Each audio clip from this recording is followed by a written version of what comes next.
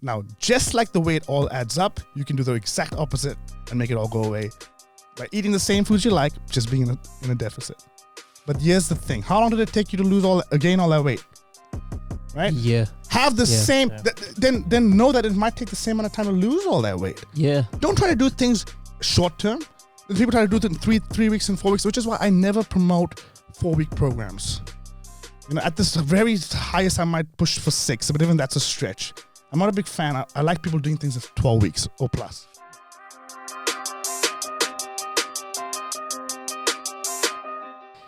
Hello and welcome to The Human Now, where we're discussing ideas around what it means to be in this state of time. My name is Akash, and today I am joined by Anish.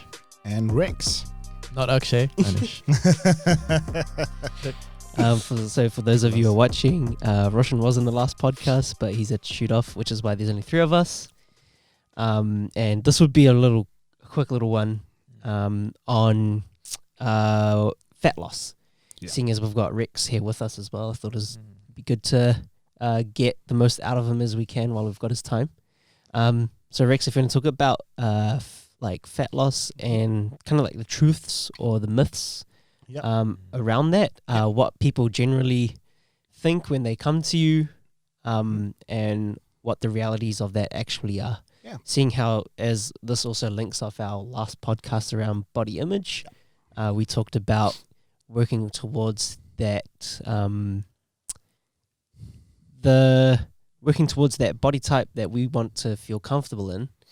I think this will tie in quite well with that. Sure.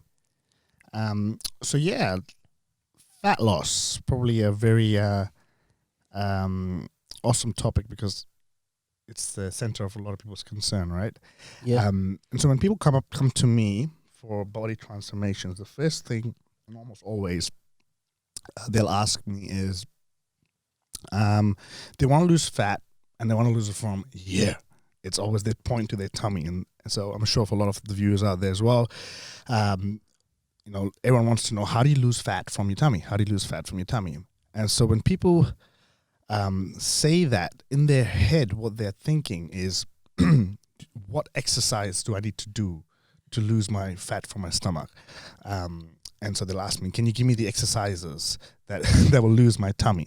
So they have this idea that a particular exercise will lose your tummy, as opposed to what it actually is in reality. So what is fat? Let's talk about what fat actually is. So fat is basically stored energy. Okay, your body has a very smart system. Okay, it's all based on energy requirements, and so when you consume food, through that food you have your basic macronutrients: protein, carbohydrates, and fats. Now, when I say the nutrient fats, I'm talking about not fat on your stomach or on your fat in your body. I'm talking about the nutrient fat. We call them, fats that you get from food such as avocados, nuts, oils, and a lot of these fats some of them are what we call EFAs, essential fatty acids. They're actually required for life. So all fats aren't bad. You actually require fats for your living. Okay, it's very essential. And so when you have protein, carbs, and fats, each of these macronutrients, they have a certain amount of calories. These calories represent energy. So when you consume whatever food you would normally, you're getting a level of energy into your body. Now, we all have something known as a BMR, or basal metabolic rate, and this can change depending on what your weight is, what your height is, what your age is, and sort of how your body sort of changes. Your BMR can change, but it essentially is at a given time generally around the same. What that means is, how much energy does your body require to work at base level? So to work at just for breathing, just for doing its everyday needs, digestion and all those sort of thing, making your heart pump and all this sort of stuff. What is the energy requirement needed to keep this person alive? That's the basal metabolic rate. Anything above that is called an energy expenditure. Okay, what that means is, if we both have the same basal metabolic rate, okay, means our body requires the same amount of energy for life, but I am a builder. Okay, I work with a lot of Tools energy. and- Yeah, yep. and so my energy is high levels of energy. Yep. Okay, or I might be a postman who like rides on a bike all day, and he might be an accountant who sits on a desk and pretty much has a very low level of energy, what we would refer to as being sedentary. Yeah, so in that scenario, although our basal metabolics are the same, our energy expenditure are different. And so your food consumption would then thus be different Right. to maintain the same weight. Yeah. So it all comes down to this basal metabolic rate plus energy expenditure equals your maintenance. Okay? Or we call it TDEE, a total daily energy expenditure. This TDEE, total daily energy expenditure, is the amount of energy required to keep you at the same weight, so hence maintenance. It is quite an easy thing to figure out, okay? And anything above that would mean that you're in a surplus, you're actually consuming more than your body requires. Anything below that means you're in a deficit, meaning you're starting to consume less than your body requires. Now, we never want to eat below our BMR because that's the amount of energy that our body requires Yep. for keeping it healthy. But we can always adjust a little bit and give our body a little less than it needs to tap out some of that fat, stored Yep. energy. Okay, so what fat loss really is a play with energy. You're trying to give your body slightly less energy or use more energy through exercise so that your body will then tap into that energy, stored energy expenditure. So all fat is just stored energy. Okay, so your body will always utilize carbohydrates as its preferred energy source, and will always use fat as a secondary energy source, as a backup. So you want to get to the point where your body will utilize that energy as a release. So when we're talking about, again, going back to people saying, how do I lose my fat from my tummy? Yep.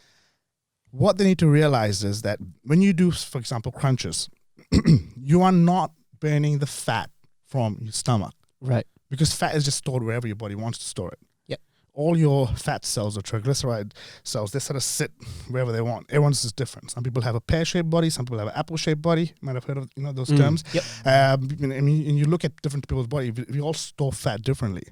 Yes, most of us store it around the stomach and the hips, but there's disproportions person to person. Yep. Some will have more hips than stomach. Some will have just the stomach. Some might have face. Fat. So when you look at the idea that you need to do crunches to lose your stomach fat, it's actually a very ridiculous idea. Right. Because when you do your crunches, you're actually training the muscle which sits under the fat. Right. Fat and muscle are two very different things. Yep. Okay, when you look at a piece of steak, those of you who have, you will see the meat, which is the lean tissue, and then you'll see the marbling. That's the fatty tissue. They're not the same. You can't turn that marble that you get in the meat into the steak, and you can't turn the steak into fat. They're two different things. They're very two different. So a lot of people have this idea that they can turn their fat into muscle. Right. Not true. Yeah. Cannot happen. Okay? So you need to burn fat through energy expenditure, because it's just all it is stored energy, and and muscle is built through stimulus and nourishment. Okay? Right. So when we are trying to do these crunches for losing fat on our stomach, it's you might feel all the soreness. And what you're feeling is the soreness on the muscle. Yeah. And so people go, oh, I'm going to, feel, because I feel the stomach, sore, I'm burning fat from there. And again, not actually happening. So think of this idea. Say if you had fat on your neck, right? Would you do chin crunches?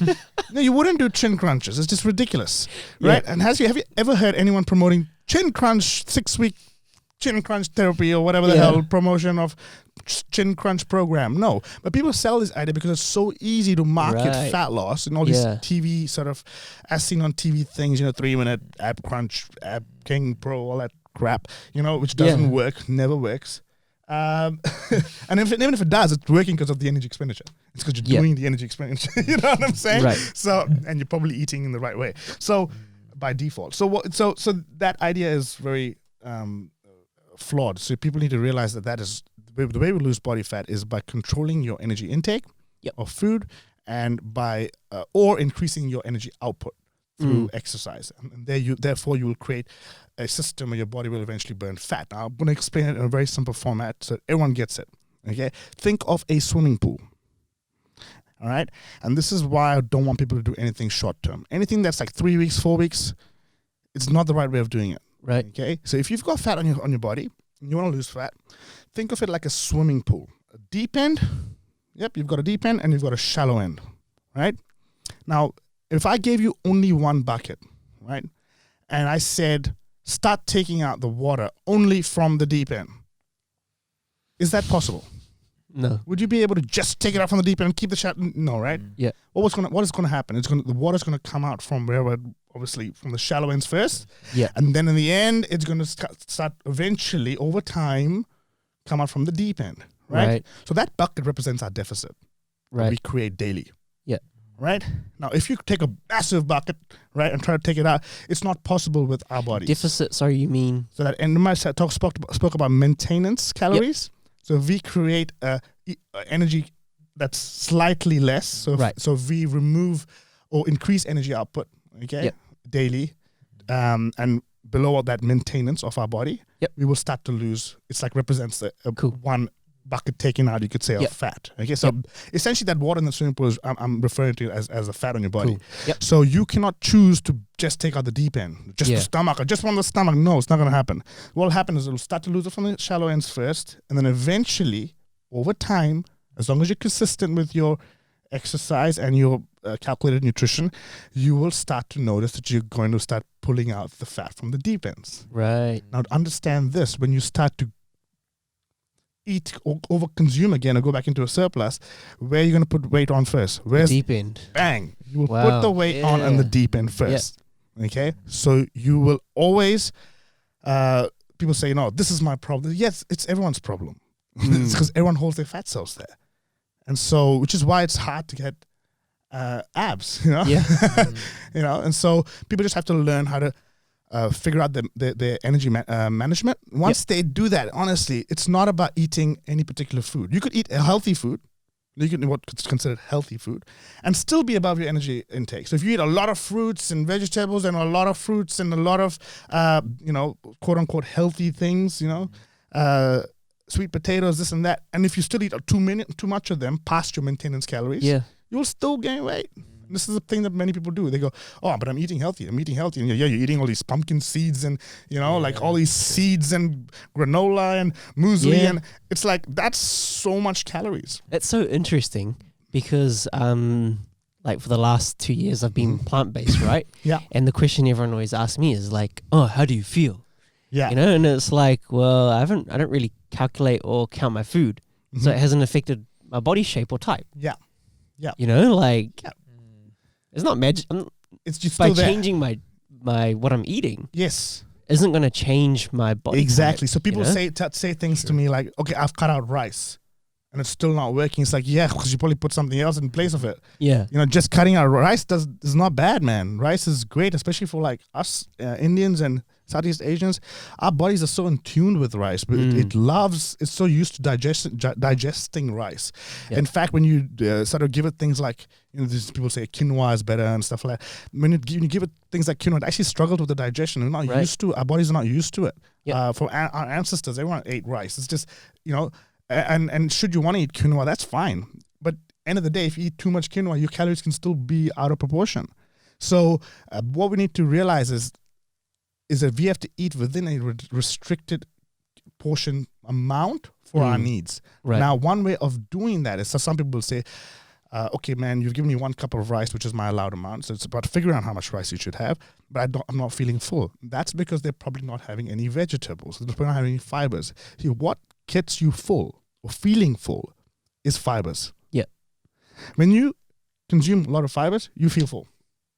So if you were to just add fibers to your nice tasty meals that you have, you will feel full, plus you get to eat your tasty meals. But if you don't add fibers, now you want 2 cups of rice or 3 cups of rice because you're not feeling full. And so then you start to put on the weight because you're eating above your caloric amounts. So, and things like green vegetables have very low calories. So they don't come in with much calories, with a lot of fibers. So you have to figure out ways of still eating the things you enjoy. You can literally eat anything, man. People will be shocked. You'll be shocked with some of the food that I eat. I still consume ice cream and this and that every now and then. I just count it up and I just kind of know how much to have. It's like one one ice cream a day, like ice cream stick a day, it can be about somewhere around 200-300 calories. How do you Okay. overcome the urge of eating more?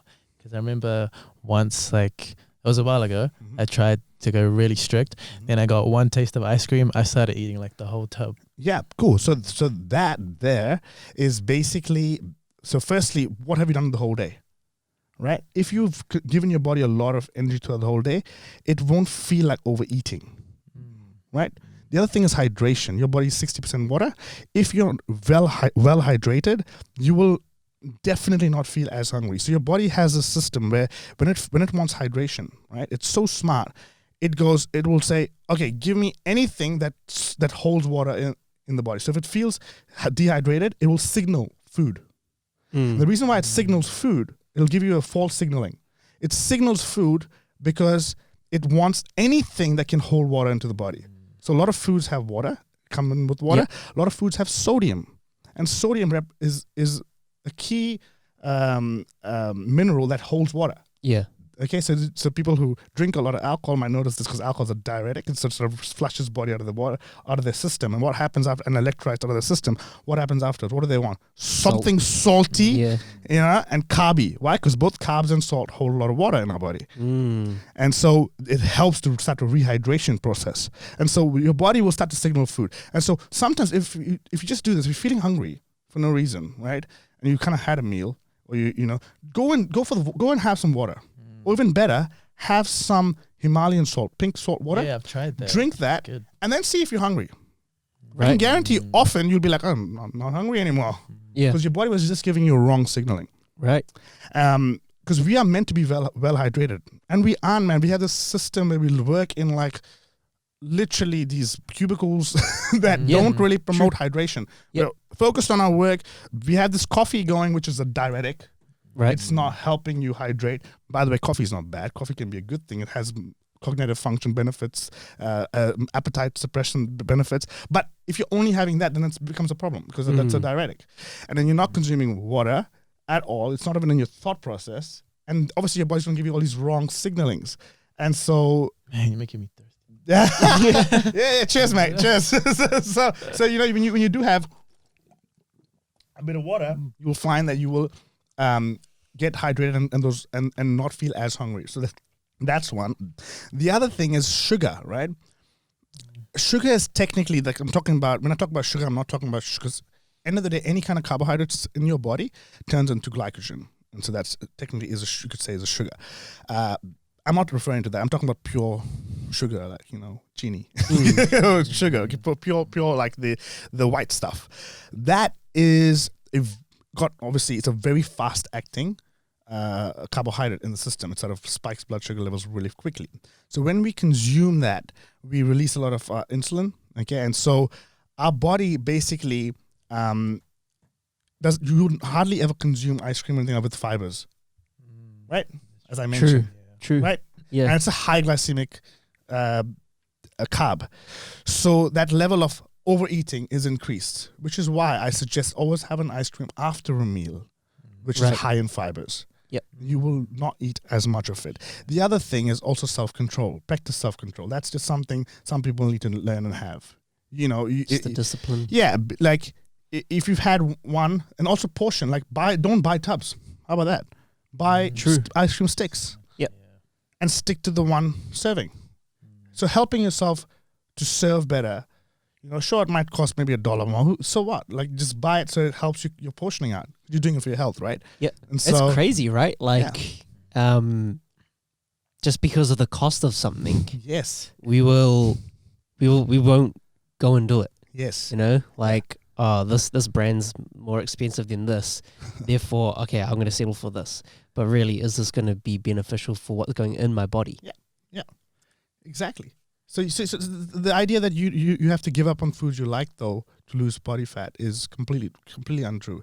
It's just that it's very likely that you're going to have a system in place where you calculate how much you can have. That's all it is. So if you've got your breakfast, lunch, and dinner, okay, 400, 500 calories for lunch, 400, 500 calories for dinner, 400, 500 for whatever for breakfast, and then you might you notice, okay, your maintenance is 2,000 calories, and we got 500, 1,500, and we're trying to shoot for, let's say, a 300 calorie deficit, just so we burn a little bit of fat, okay? So we can have a 200 calorie room for ice cream, you know? But now if you go more, then now you're at maintenance again, you're not going to lose weight. Or if you go above, you're at surplus, you're going to start gaining weight. Because this is the maths. 7,700 calories equals 1 kg. 3,500 calories equals 1 pound, for those of you who like things in pounds. So when you do the maths, right, let's just say a pound, if you're talking about a pound, which is almost like half a kg, you could say. If you're on a 500 calorie deficit, that's 500 over 7 days. In a week, that's 1 pound. You can lose 1 pound if you're on a 500 calorie deficit. Now, the opposite can occur. If you eat 500 calories over your surplus, it's 1 kg up. And people say stuff like this. I'm older now, so my metabolic rate is getting slow. Nah, bullcrap. No. What's happened is you stopped moving enough and you started sitting down a lot. You started eating a lot more and doing a lot less. That's what happened. Over time, the surplus added up. 500, 1,000, 1 kg, 1 kg, 1 kg. Before you know that the year ended and you are like 10 kgs heavier. And it's nothing to do with your metabolic rate being damaged. It's to do with you being in a surplus without realizing it over time. It all adds up. Now, just like the way it all adds up, you can do the exact opposite and make it all go away by eating the same foods you like, just being in a deficit. But here's the thing. How long did it take you to gain all that weight?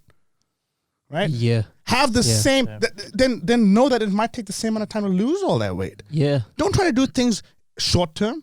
People try to do it in three weeks and 4 weeks, which is why I never promote 4-week programs.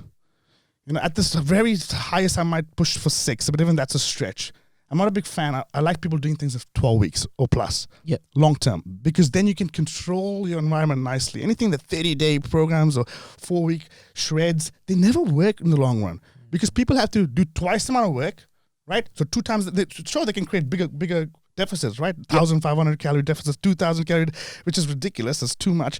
They'll do 2 hours of cardio. They'll do, and they're motivated. Sure, they're motivated. And they'll eat only chicken salads or whatever have you. Can you maintain that? Yeah. No. And these things also don't mention happiness factor as well. And you can't maintain, the main thing is you can't maintain it. And so if you can't maintain it, what happens when you take away that 2 hours cardio? Those 1,000 calories you were burning from the cardio now is gone. So now it becomes a surplus again, or it becomes re-added into your day, and then eventually the weight comes back on. Yeah. So always do things that are manageable, create small deficits eventually, so that your body is not impacted negatively. And the last thing I like to touch on is metabolic damage. So a lot of people will attempt a body fat reduction process, and they will start to undereat. So I spoke about BMR. It's very important we don't go below that amount, because once we do that, we damage the metabolic rate. So I'm going to quickly, just before we end, explain that. Imagine that you got a fire burning, okay? If you start, that fire starts to burn, right? As the flame sort of gets lower and lower, okay? That's basically your representing your metabolic rate, okay? So if you're starting to give your body less food, your flame sort of starts to die down over time. So if you're anyone who's doing long diets, or even us who compete, when towards the end of our comps, our body is basically the heat of the flame is being turned down. Right. And what we need to know is that at that point, you're damaging the metabolic rate. So you don't want to you actually want to reintroduce food. You want to keep it at a point where the flame's still high. Right. Right. So you refeed. Yes. Yes. So you actually want to have some days where you actually have a higher calorie consumption. So think of it like the flame is dying, and then like you throw a bit of kindle, it's back up. Yeah. Again, then it dies back up. And because these are called sort of refeed or carb up days or things like that, and they kind of can be done every 10th day or so. Okay, but another way of doing it is just don't go that low. Just sort of have a small deficit. That way the flame is always good, and lengthen the time frame. If you lengthen the time frame, then you're always in the deficit. Keep it simple, calculated. You might have to talk to, if you're somebody who doesn't know these things, you might have to talk to people who are experts. And here's the sad part: this sort of stuff can be taught at school. Right. They don't teach this stuff at school. It's so simple to learn how to calculate your food. All you have to know is, how much grams of carbs is in what does 30 grams of carbs look like? Okay, so you can, one banana, one wrap, 1 cup of rice. You can actually figure out those amounts, and in your head you can know what 30 grams of carbs looks like, and then you can kind of figure out your day based on those, how much protein, carbs, and fats you have to hit those caloric requirements. It's actually really easy, but nobody teaches us this. Yeah, they do not teach this to us, so they keep it very vague, and say this is healthy food, this is unhealthy food, and often some of the stuff that they say that is healthy food is arguable, like milk, for example, because we understand that 15% of our GDP in this country is milk, but it's not as required as people think for our quote unquote health. Yep. So all these factors are there, but so just going back to fat loss, just training a particular area of your body is not the right way to go. Just doing things that are short term for, if you're doing it for like just to look good for your wedding or whatever, sure, that's a great motive, but that even if that is, you should start earlier, because that way you'll keep the results. What's the point of doing all of that, looking a certain way, and then all that goes away, and then you're unhappy again and you have body image issues again. Yeah. And then it becomes a cycle where you think that you have to give up your life to look good. And it's not true. Yep. You don't. You can actually live a great life, eat healthy, eat anything in the right proportions, have cheat meals with friends or whatever you want to call it. Or, I don't even call it cheat, I just call it eating. It's just eating, because it's all calculated. Yeah. Because you can actually eat whatever you want. Like, you will be surprised with the kind of food I eat in a day.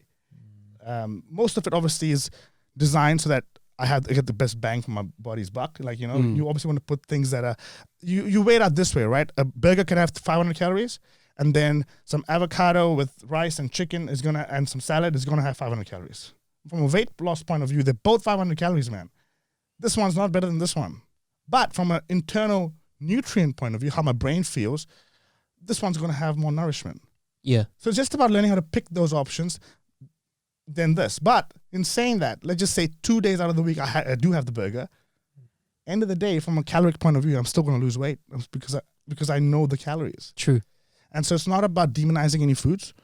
It's about learning how to work with them. Yep. And choosing foods that are nourishing more often, and choosing the foods that are sort of, you could say, delicious and well, technically these can be delicious. So that are you could say naughty, or like, what people consider unhealthy, which just choosing them in the right proportion and having them like you should as a treat. That's why they call it a treat.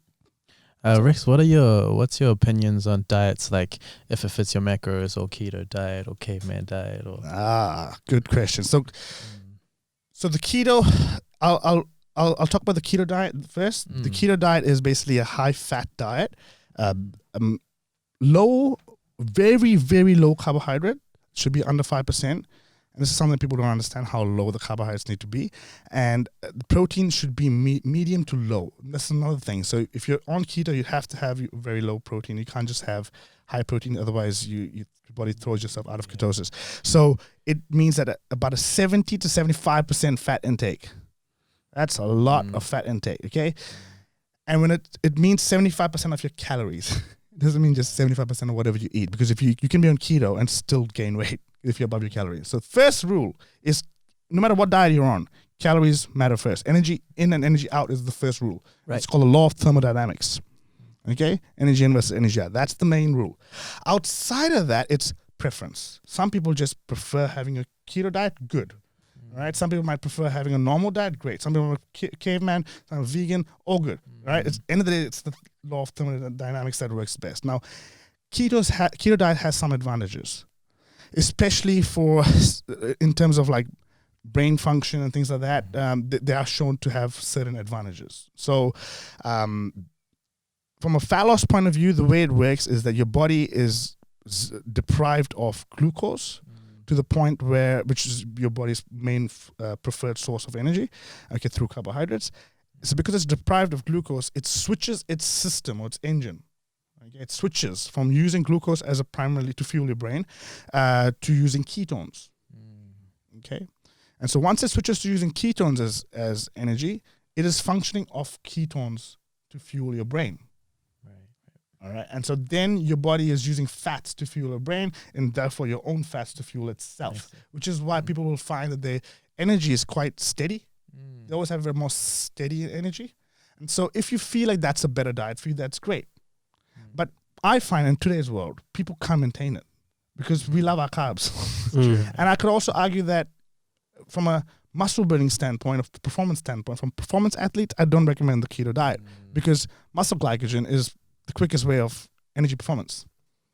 So I would say there are some sports that the keto diet could work for, but for majority, nothing beats, at least what the science suggests, nothing beats a readily available energy through glycogen. Okay, so that's going to be better for performance. So once you have your carbohydrates, then it takes a while to get back in ketosis, right? Exactly. So keto diet, I have my. There's nothing wrong with it. It can if that's the way you like to live, and you prefer more fats, and you're not really somebody who likes carbs. That's cool. That's fine. Totally fine, as long as you're able to get all your basic micronutrient needs as well. Because you'll find that a lot of times people who sort of do keto for the wrong reasons, they tend to have only fats and proteins in ways where they don't really look into their fiber intake and they don't really look into their other nutrients that they need, the micronutrients that they need, and often that can lead to problems. But from a weight loss point of view, they tend to get results because, one, fat keeps you fuller for longer. It doesn't, you get filled pretty quickly, and so you by default, you tend to sort of stay within your calories. Now, I'm actually a bigger fan of intermittent fasting. I don't know if you heard of that. Too. I'm more a bigger fan of that because it doesn't really. It shifts from what to eat to when to eat. All right, that's the key shift here. And what I like about intermittent fasting is that your body was never ever designed to constantly keep eating. Like naturally, you're not just you just eat whenever you find food. Yeah. How often do you feed a dog again? You just think about it. Sure. Once a day, twice a day. Why do we feed us? Why do we need to eat all the time? Entertainment. Now, look, it's very different for people, again, for bodybuilders and stuff like that, because they're trying to go on like really high calorie diets. So to get all the food, and we have to eat multiple times. There's a big difference there. But I'm talking about for the everyday person to stay fit and healthy.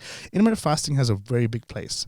And I personally don't think that we are meant to be, and the science is very clear on this, consuming food constantly and constantly having our insulin, active. So by suppressing our insulin, diabetes is a man-made, type 2 diabetes is a man-made disease. It shouldn't bloody exist. Type 1, sure, okay, it's somebody's, pancreas is not functioning too optimally and therefore having insulin release issues. There's nothing they can do, but it's not their fault. But type 2, most of them the reason why people have type 2 diabetes is because of, overconsumption or insulin, what we call resistance. Okay. And so it is, and then people say, oh, it's hereditary, but it still can still be controlled. So the number one thing that people, when they talk about diabetes, the doctors will tell you is, what will they tell you? Exercise more, eat a little less. Why eat a little less? So your insulin is not bloody spiking all the time. So that's but then doctors, the thing is, they know that you're not going to follow. So they end up having to give you, insulin as what do you call it, synthetically, to keep you safe. So it's not their fault. They have to do that. They have to give you because they know that people aren't going to make the required moves or shifts in their life. So intermittent fasting, what it does is it shortens the window. Now there are multiple ways of doing intermittent fasting. You can have long fast, short fast. Probably the most famous one, effective one, is the 16-8-hour intermittent fast. Is where you fast for 16 hours of your day, and 8 hours you consume your food, your eating window. Now, please just skip breakfast there. It can be done any time, but that's probably the best way of doing it, because when you're sleeping, there's a lot of benefits that come through the sleep. So 8 hours can be done through your sleep, which is fantastic. And then you have to just basically extend that for another 8 hours. So you can have 2 hours before you sleep. So you eat dinner, 2 hours plus the sleeping time, and then you only have to push for 6 hours more. So if you push to, say, 12 o'clock, noon, and then eat till 8, so 12 to noon, that's a great window for most people. It can be 1 to 9, it can be 2 to 10, whatever you prefer, but it makes sense to do it through your sleep, some of it. And then when you wake up, all you want to do is have some salt water, pink Himalayan salt water, so that hydrates you, keep hydrated, it will zap some of the hunger cravings. And black coffee too. You can have black coffee, but I'm bigger on the pink salt, but simply because sometimes people have black coffee and they get a bit of, like a headache, or they can feel a bit like nauseous. But having the pink Himalayan salt, it hydrates them first. And then when you have the black coffee, it's totally fine because you're hydrated. You don't get any sort of headache, or you don't get any sort of nausea feeling. And so having a lot of pink Himalayan salt throughout the day when you're fasting, and a lot of black coffee. So you can have anything that has no calories in it. Technically, anything that has no calories in it. So, although technically, if you have like say Coke Zero and stuff, which is like sugar-free Cokes and stuff, there might be some insulin release, but when you look at the broader spectrum of things, it's totally fine. So I would say that having that as well is okay, but you'll find the healthier way to do it obviously is to have water, a bit of black coffee or black tea or anything that has no calories in it. As soon as you put milk in it, there's calories in milk. So now your body releases insulin and it's out of a fast. So you want to suppress insulin as much as possible, and your body will actually have better growth hormone benefits because of that fasting period. So that's an added benefit. But here's the thing. Let's just say you've reached your window of eating, right? 12 to 8, let's say, 8 hours. And then you start just going ham and eating whatever you want. If you go past that caloric amount again, sorry, mate, now you just screwed it up because you're going to not gain, you're going to gain weight because you're eating too much in the calorie window. However, you will find by default, this is the benefit of intermittent fasting. How much can you eat in 8 hours? Not much, 2-3 meals, and you kind of full. And so people can, by default, tend to basically stay within their calories. Because essentially what you're doing is you're taking away breakfast and snack, and you got your lunch, evening snack, and dinner. You're kind of taking 2 meals away and still kind of keeping the meals the same. And so what happens is you're by default on a caloric deficit, and therefore you sort of, eating within the right amounts. And the other benefit is that because you're fasting for so long, what studies show is that your stomach kind of shrinks, and so you can't actually eat that much when you do fast. So that's the added benefit. So people say, "Oh, no, but what if people just eat as much as they want?" It's quite hard to do that because of the shrinkage of stomach. So there's definitely a lot of benefits of fasting. And remember, human beings are actually meant to be fasting for long hours and then feasting. Fasting and feasting, whether we find a hunt or whether we find, bird or agriculture, whatever we, in nature, we don't just have food there. We have to run around and find plants. Yep. We have to do a lot of work before we actually find something and consume it. And that's the reason why in nature we wouldn't be overweight, because we'd be moving a lot and then finding food, fasting and feasting. And so the idea of fasting and feasting is a very good way of eating. So intermittent fasting is something that I highly encourage. And it's definitely something that I would do if I wasn't doing bodybuilding to try to build on the frame.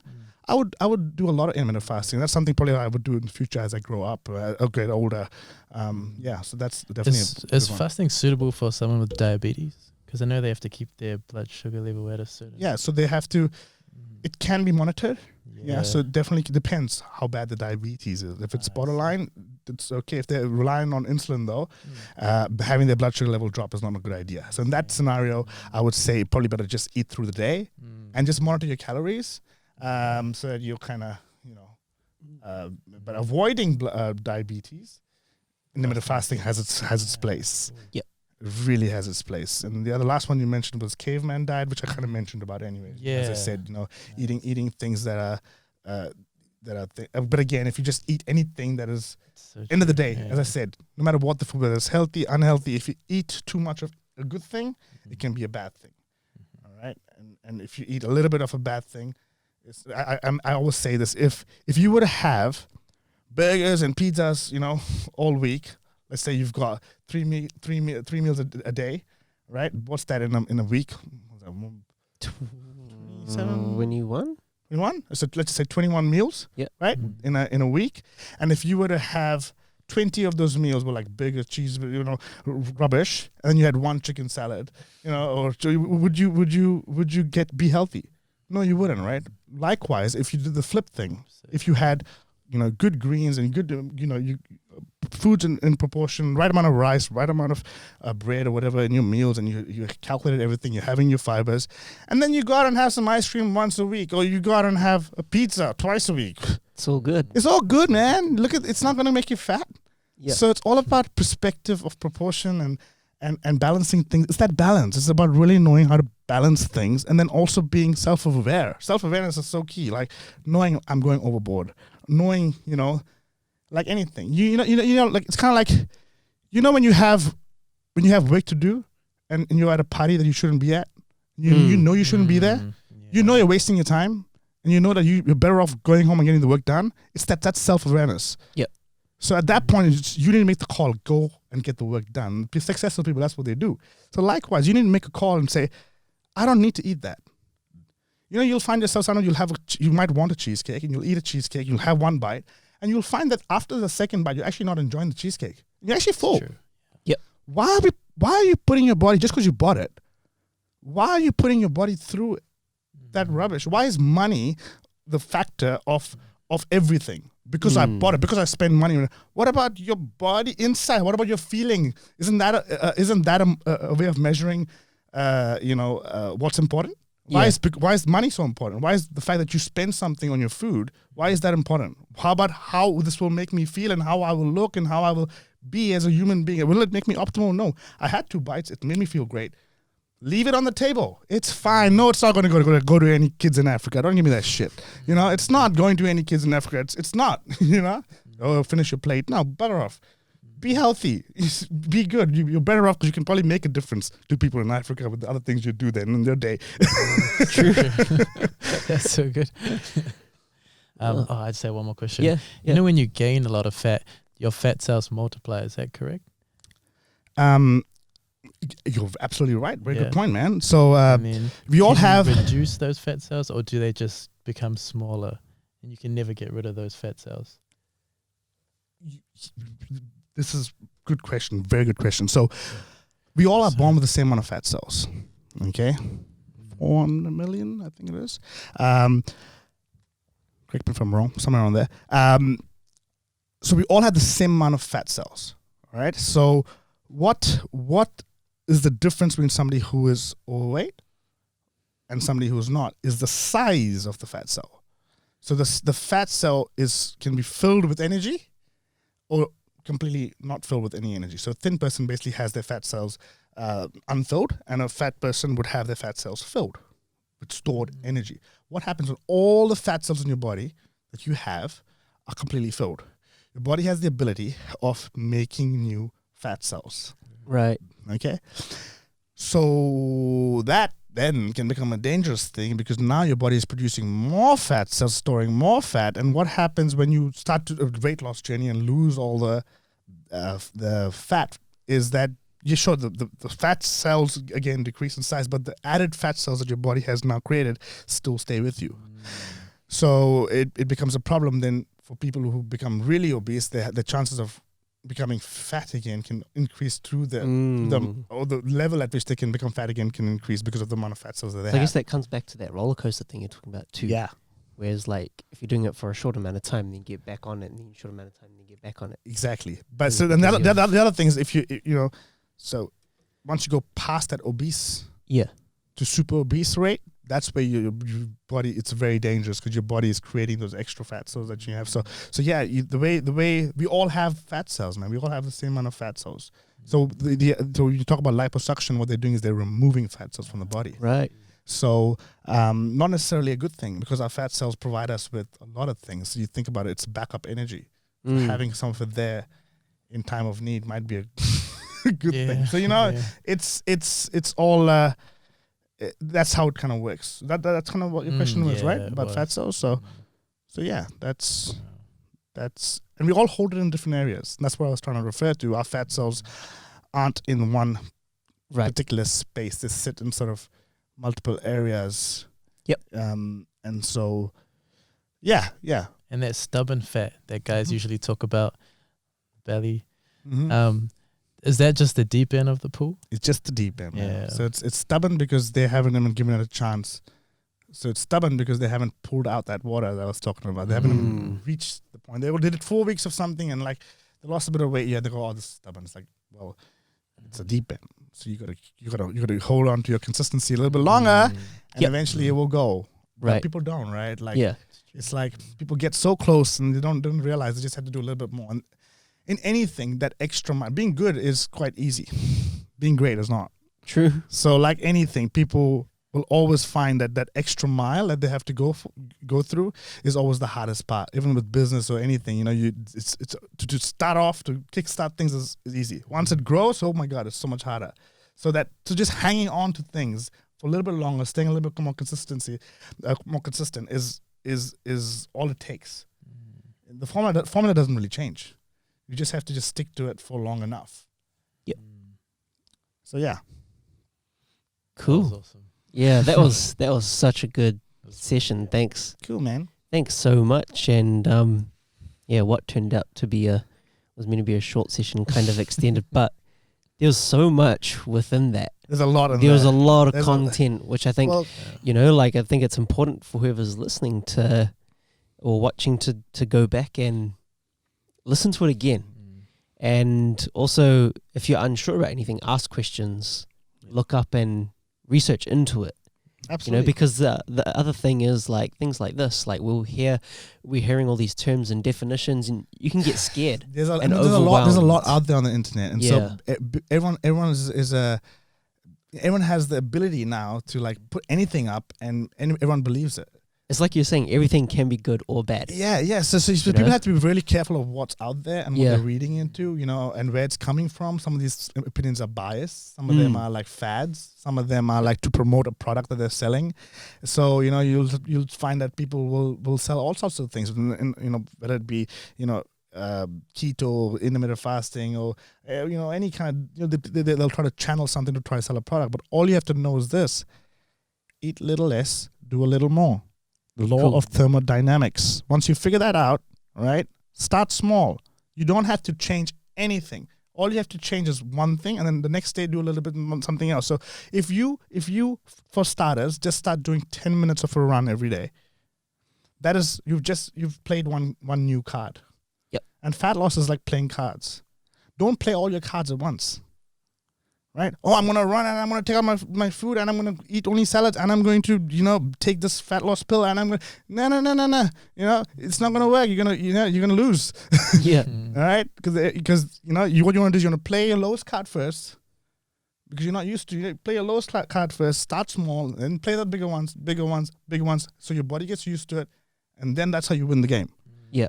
So save your cards. Don't just throw everything in there. Do everything as small, and add. So the first card might be, just starting to clean up your diet. Yep. Eat a little bit better. Maybe I won't have takeaway and stuff. I'm going to delete the Uber Eats app.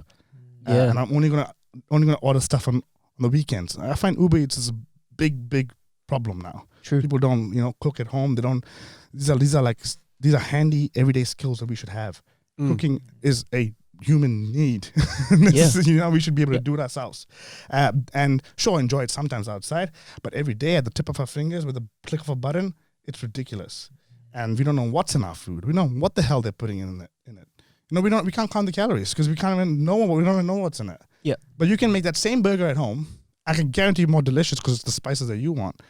And it will taste amazing. Put it with whatever bun that you want with the calculated amount, and it'll be perfect. So it's just about playing your cards. Start with eating a little bit less, and just those small little, only eating out on the weekends type of thing. And then after that, add 10 minutes of maybe a run to your day, and from there, see if you want to join up a gym or not, or follow someone on YouTube or whatever. It could be any card you play, and then eventually, as you get more and more results, you'll build momentum. Once you build momentum, man, it's like I would say it's like a wind or like a wave. You become unstoppable. Yep. You become like an unstoppable force that no one can stop you because you build so much momentum coming into it. And then people go, "How did you create this wave? It started small, man. Like it started small, and it's all you got to do. Be patient. That's it." Cool. Thank you so much, Rex. Where can people find you? People can find me on Instagram on Rex Fit Body. No, like, where do you live? Like, oh, okay, all right, on K Road.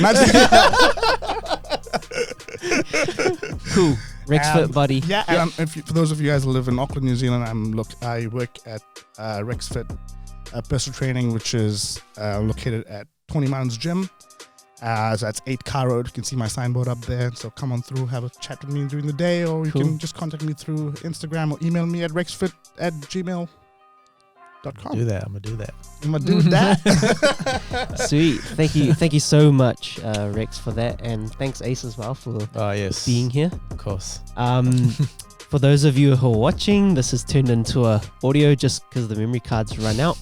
But I want to thank everyone who's tuned in and watched, and I hope you've benefited and you've learned something as well. Because they had so much in it, so much to take away. If you feel like there's someone out there who needs to listen to this, please do share it forward to them. And until next time, be human, be now. Disciples.